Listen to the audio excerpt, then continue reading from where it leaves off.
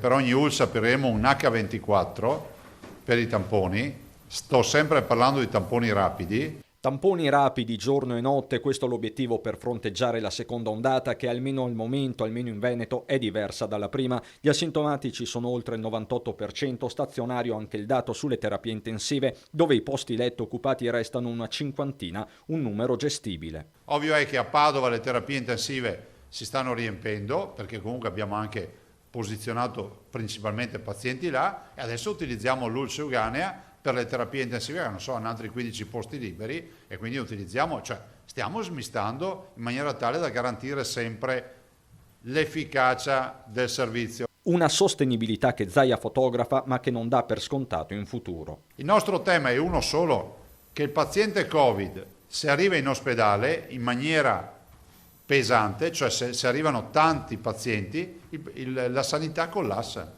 non è più in grado di erogare servizi.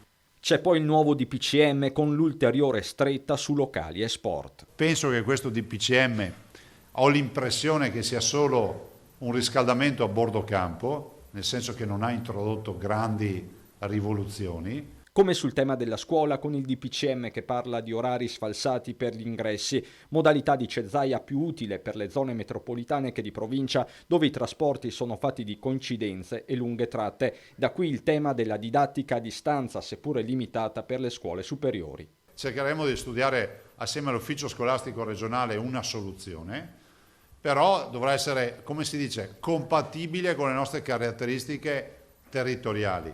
Ed è sempre Zaia a porre una questione di metodo all'esecutivo in tema di restrizioni, anche per evitare quanto successo con le zone rosse di Alzano e Nembro in Lombardia. Qualora avessero la minima notizia della necessità di restringere, sia fatto obbligo al Ministro della Salute di comunicarlo al Presidente della Regione, il quale poi deciderà se attivare o no.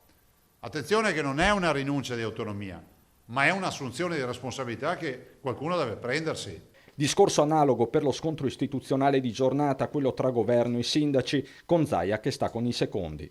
Se tu vuoi invocare gestione e regia nazionale la devi fare fino in fondo, non è che puoi dire uno ti do le competenze ma non ti do gli strumenti. Avendo le forze di polizia, una regia e una catena di comando nazionale, non si capisce per quale motivo il povero sindaco debba rendersi responsabile dell'evacuazione delle piazze.